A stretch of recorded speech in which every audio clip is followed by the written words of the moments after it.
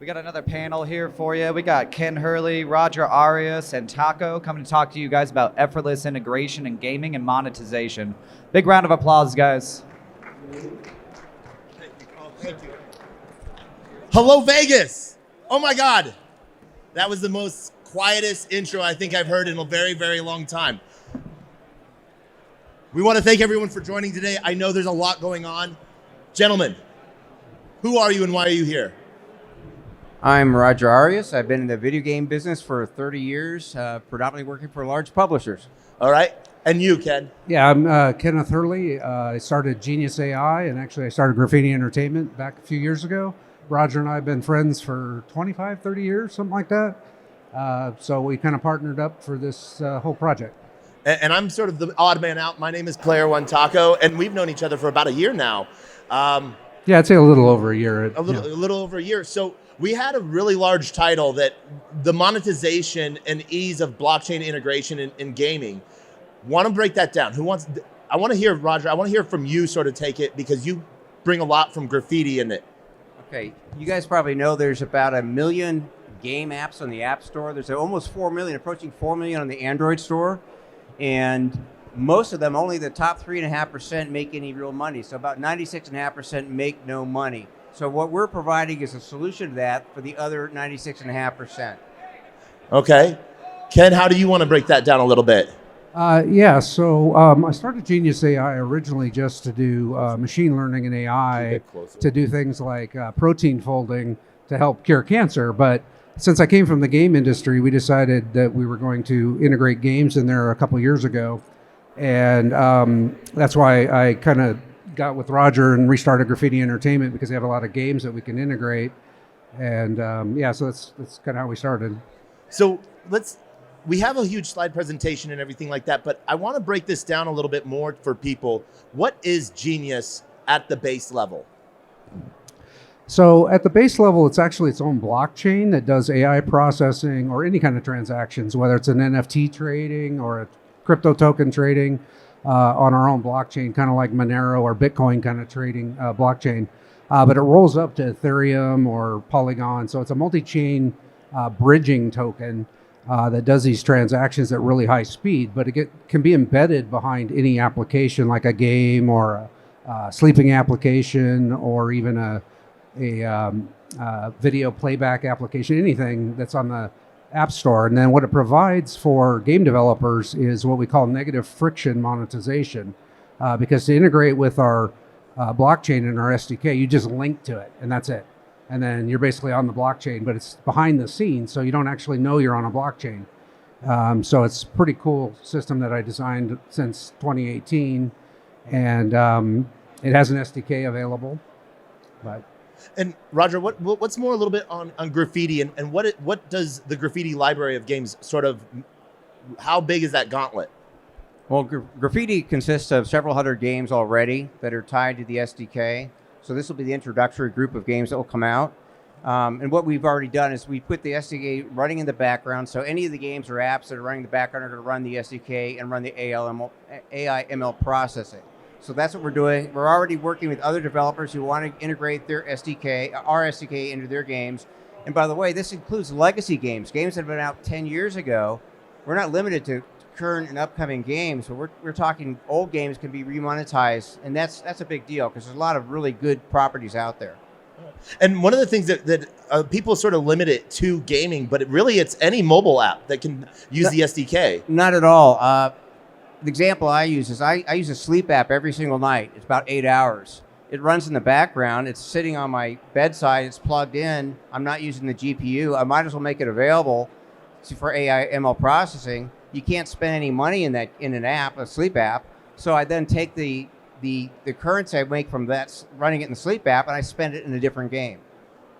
So I have a really crazy idea here that, because you guys chose Cardano as one of the main blockchains that you guys do a lot of transactions on and that you have your gaming platform, your SDK for. What happened if we put the Genius app SDK in our Yoroi wallet or in our Vesper wallet so that I'm earning crypto as I'm checking my own bags? Yeah, so we're actually blockchain agnostic. So we go to anybody. It doesn't matter to us. And so you can integrate in anything like that very easily. Just link to our SDK, and then you'll be basically doing AI and ML processing in the background, like on your wallet on Cardano. It doesn't matter to us. We have our own wallet, but that's only to extract the GNUS token or the child tokens like the Graffiti token back to Ethereum. Then you can take it out to fiat currencies and things like that. So we're completely agnostic. We go to every one of them. So we act as a bridge, not really a roll-up. So because we have our own underlying blockchain, and we did that because game developers use C++, and most of the blockchains are using Rust or JavaScript or Java or whatever they're using. But I came from the game industry. I've been doing games since the 80s. I wrote Rampage for the PC and the Amiga and the Apple II, and have like 20 games under my belt. So I know how to write SDKs for game developers. And so we took a different approach where it's basically zero friction to integrate. And then we took away game developers' need to go out and find users, especially paid users, and the need for ads at all. And so that was kind of my end goal, and that's why we call it negative friction monetization, because we took away other problems that game developers had. And that's what makes us unique from all the other DPINs or the other companies that want to integrate blockchain into gaming. We said, no, you just make a game and then we'll integrate in the background for you, and you don't even have to mess with blockchain at all or change your in-game economics to match tokenomics on the blockchain. You don't have to do any of that. So there's nothing stopping you from partnering with like WagMe Games and some of their mobile games where they already have their own token economies and everything like that, to where you could add the SDK for Genius. Genius can run in the background while the player is playing a WagMe game, but then they could be earning a little bit of extra token to use in-game. The devs get paid as well. The game gets paid. So even if a game has been demonetized in an aspect that not a lot of people play it, or like you said, a legacy game, they can start earning money again because they already have a community behind them, right? Yeah, correct. So, for example, what we recommend, what we talk about is that the player, the person who's playing the game, earns 70% of the AI ML processing tokens earned, and the developer would earn 30%. We recommend something like that. Now, ideally, you would want to, if you do integrate the actual token into your in-game economics, you want that player to spend what they've earned in tokens into your game. So then you're going to make as a developer, you're going to make 100% of that.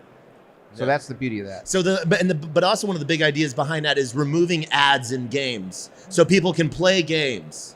That's the tend to be fallback is we'll put ads in our game because we haven't monetized the game correctly or well. So we'll throw ads in there, and if you're like me, if I see too many ads, I just want to put the game away. I'll uninstall it. But in this case, you can just remove the ads anyway, and now you don't have those disincentive for the to turn people away from your game, basically. So I've been around for about 12 years in blockchain. One of the things that ecosystems that I'm not going to get into, but one of the founders of that ecosystem, to showcase how easy it was to build a chain in his process, live on stage, he used a brand new laptop and in 15 minutes spun up a chain. How easy is it for the Genius SDK to be integrated? So we did this recently. So the SDK is almost complete right now. And we got a game on Unity. So we integrate with Unity or Unreal or any of that. It doesn't matter to us. It's all in C++, coming from the game industry. So we built that cross-platform across any devices, Windows, Linux, Android, iOS, Raspberry Pis, your Xbox at home. It works on any of those. But the integration basically is literally a configuration file and linking. So it's about a 5-minute integration. Right. And then it's up and running. We did this last week when I was in Malaysia. We did a demo up, and my engineer just linked to the game. He had to get the game running on Unity first, and that was the biggest part. And then we put it on Android, and he just linked with our SDK, and it was off and running. Okay. And so one of the things that we've talked about is the network scaling side of things, not only just within games or apps, but what is the next step in that, and what does that look like? So I'll take that. We signed an agreement with NextLogic out of the Philippines, and they had 200,000 set-top boxes. And most of those set-top boxes have GPUs in them, and they're not using the GPU at all. So when they're streaming applications, I mean, maybe if they're playing games on there, it's using the GPU, but most of the time it's sitting idle, or even if they're watching a video, we can leverage the GPU because it's completely idle. And so we, just that one group that we signed to integrate with, that's 200,000 nodes in our network. So that scaled pretty quickly. We're just about to integrate that. It runs on Android, and so the set-top boxes, so we just install it as a service, and it's sitting there operating in the background. So now 200,000 Filipinos that have low incomes are now earning money, basically, that they can use to do things like even trade it for food and things like that, because they can bring it out to Ethereum and then fiat currencies. So you're saying I can earn crypto by watching my telenovelas? That is correct. You can do anything you want with it. And it can all operate in the background. You don't even know what's going on. The wallet's created behind the scenes for you. And then when you take our wallet, then it will find that for you. And basically then you can extract it out or trade it for other cryptos and all that inside our wallet. So I got to ask the big question, because this seems like this is so, why the heck, excuse my language, is not everyone integrating your SDK or something like that or competitor into every app that's running in the background? Why is that not happening today? And what makes you different? So it's not happening today because we've gotten so much demand for it. We went to the Game Developers Conference, and coming from a game background, I talked about 50 of them and did a radio show, and we got 2,000 signups the next day. And so we can't handle 2,000 people integrating. So what we're doing is we're taking the SDK and we're documenting everything. So it's kind of self-serve. But then Graffiti is going to start taking over to help integrate that in games and show how that works. So they're kind of partnering with us, and that's mainly the reason. We just had so much demand to integrate, and we're worried about security. So we're kind of tightening up the security before we actually launch the SDK and the testnet in the next month or so. But we're all in blockchain, though. One of the things that we love here is permissionless. Is the plan to get Genius to a permissionless state to where any developer of any kind? Yeah, it is sort of permissionless now. The only kind of permission you need is to basically become a creator, and then you can create a token in our smart contract. The nice thing is we figured out a way to actually bridge existing Ethereum coins into our smart contract by creating this child token of the Genius token. So, you can do all your stuff in the regular ERC20 token, and then you can bridge out from ours back into your own ERC20 token too. That allows you to do things like fundraise, on your regular ERC20 token, and then get into our system and basically start monetizing immediately, integrating into your apps. Okay. All right. Now, tell us, so I'm just going to break the ice. Rampage. All right, what do you want to know about Rampage? All right. I want people to know, remind people what Rampage is. Rampage is three monsters that are basically tearing down buildings. It was an arcade game in the 80s, and then basically I was tasked with bringing that to all the PCs. I did the IBM PC version, the Amiga version, the Apple II version back in the day. 100% assembly language. I was the sole programmer on it, and I had one artist that was doing the artwork for me. So we brought that to the regular PCs, and it's kind of one of my first games that I did back in the 80s. So that was one of the games I remember as a kid in the arcade. I'm not dating myself. I'm 40. So I am old as fuck. Sorry. But at the same time, games have crossed generations, and it's still being played today. And so one of the things that Graffiti has a huge library of classics and semi-indie games. Where do you see fitting games from the past into the future? Well, that's the beauty of it is, being in the business for 30 years, you get to know a lot of people. And in my position before, I was in acquisitions and licensing, and I met with hundreds and hundreds and hundreds of developers. We know there's a lot of great games that we can go back and say, hey, that great game you committed, that library of games you committed, we'd really be interested in, how would you like to make some money off those games and bring them back? So but where do we see the growth of that? Because the gaming industry is going to be is projected to be a huge part of GDP, more than a GDP of most nations. And so are we just creating more space junk by creating more assets and more tokens? What are we doing here? No, I think this is actually going to increase the GDP of games, basically the contribution that games have to the GDP, because 96.5% of the games and apps on the Apple App Store, and probably the Google Play Store as well, make $0, right? And so we're monetizing all those games. We don't care about the 3.5% that are making money. They do that through ads, and they make good money doing that. In certain regions, they can still leverage Genius to regions that they're not making money in. In fact, we had one game company say that they'd like to integrate Genius because they're not monetizing in India, for instance. Enjoying the event? Fire up that wallet and delegate your ADA to Rare Stake Pool. For over 3 years, Rare has been committed to providing high-quality staking services. And we're now Chang Hard Fork ready. Thank you for your support. So we're actually going to increase that, but how we're increasing that is through the payments of AI processing by basically reducing the cost to use a GPU by like 80%. And then, you can do rendering, or you can do AI or machine learning, or you can do trading of tokens and things like that at reduced costs. And so we're bringing all that money into the gaming space, basically, and paying out developers. So we're going to actually increase the gaming GDP. So this is the big question, though, on a lot of new chains that come up. Vaporware. You can spin up anyone can spin up a chain. I can go spin up a chain. I might have spun up a few chains. Who knows? We don't know. We're not going to talk about that. But the question is usability. Who's going to use the chain? Why is it going to be used? What is it going to be used for? And how is the money going to flow through it to the user?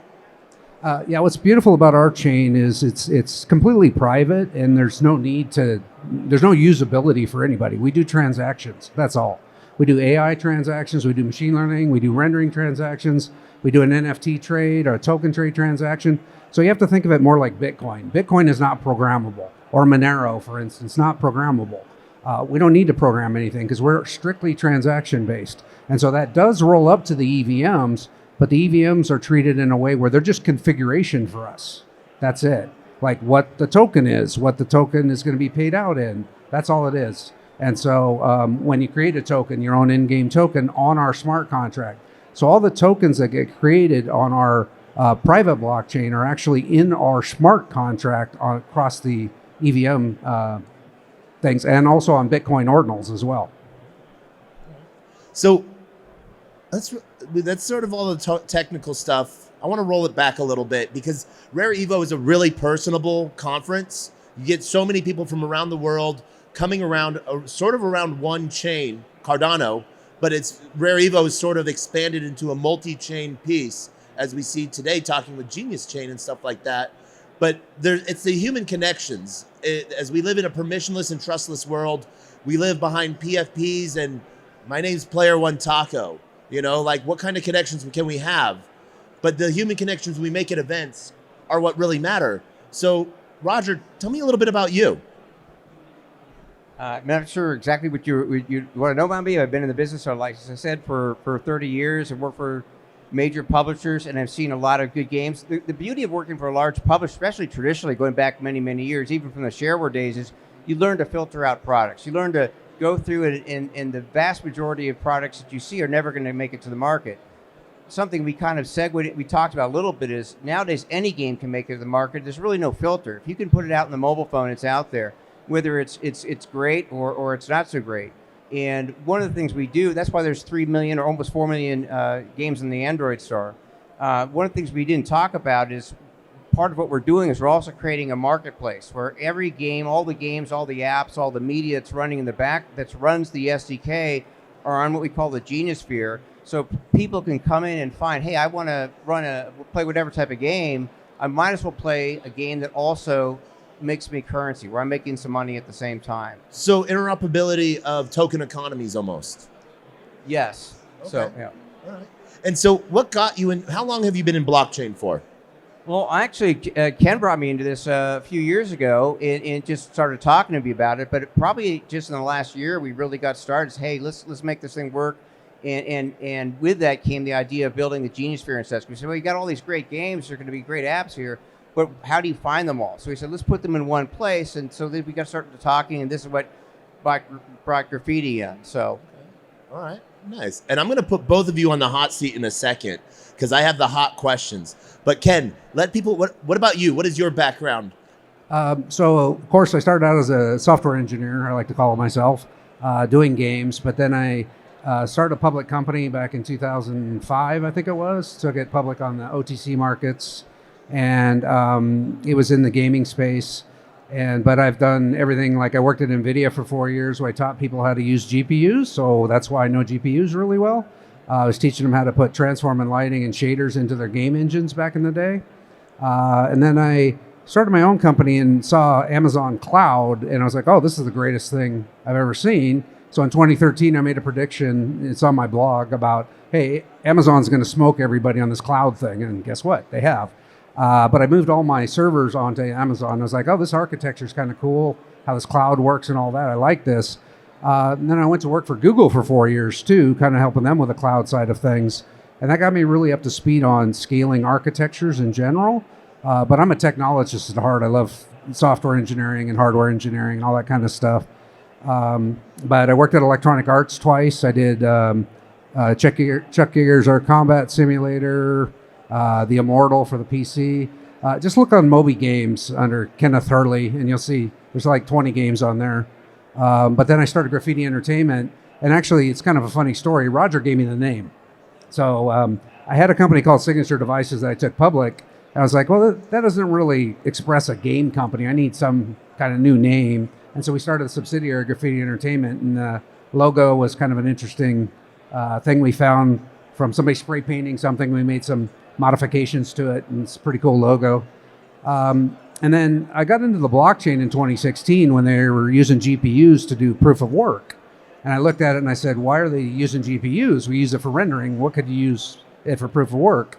So I tore it apart and figured out, basically that random data they're using to solve a cryptographic puzzle is pretty close to AI processing. The only difference is it's not random data anymore. You're just transforming, cat pictures or something, and then transforming them so you can do inference on it to figure out if something else is a cat picture. So I was like, oh, well, I know GPUs pretty well, and I know that on most devices they're barely used at all, even while you're playing a game. A 2D game is maybe using 10 or 15% of the GPU. So there's all this excess GPU power I can use in the background. So I kind of integrated games into the GNUS.ai system because, to be honest, my wife was playing games and spending $600 a year on a really simple game. And so I said, okay, Bubble I gotta Witch? change it. It was called Gardenscapes, actually. And so I don't mean to call them out because they're very profitable. But my wife's in my bank account, is to their detriment. But so that's kind of got me in blockchain. And then, I realized that it could be integrated. So I brought Roger and I said, hey, you got to start up Graffiti again and start running Graffiti. And I'm a chairman on the board on Graffiti also to basically kind of help integrate with GNUS and all that. And now, we're running close on time, but one of the things that we've sort of seen a lot, is as communities grow, some communities sort of die off, but some people stay really hard and true to a game. So where I see this, and I'm going to sort of make a statement, I want you to tell me if it's real or not, because there's some games out there that might only have 50 still players with them. Devs just keep the library alive so it doesn't get deleted. What is your message to them, and what are you willing to do for them? In general, our system monetizes every single player. So you no longer have to get user acquisition. They spent the game industry spent $29 billion last year for user acquisition, with a 13% basically they only found 13% paid players for that.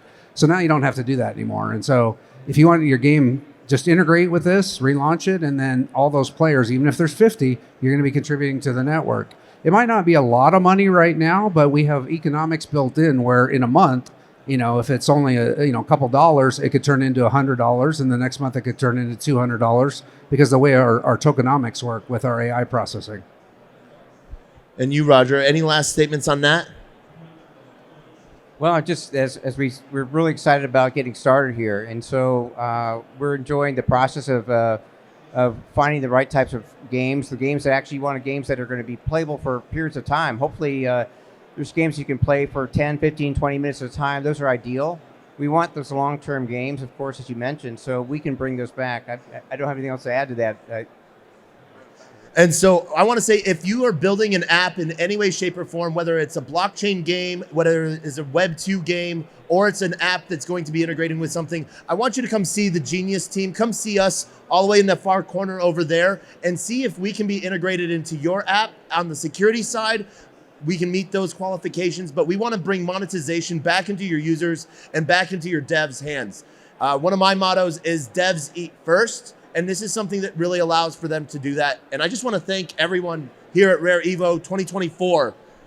Get ready for 2025. It's going to be here and be bigger, right? Nice, yes. Are you both? Okay, last question. Are you both sitting in the poker tournament? I am. Roger is not, because we had to tear down the booth. So, All right. Thank you so much, you guys. Thank you, everyone, for joining us today. And we will see you. We have someone amazing up next, too. we sponsored the poker tournament, by the way. So. Heck yeah. All right. Thank you.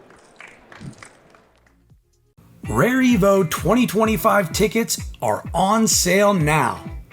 Save big. General admission passes are discounted to $250, and VIP passes are only $800.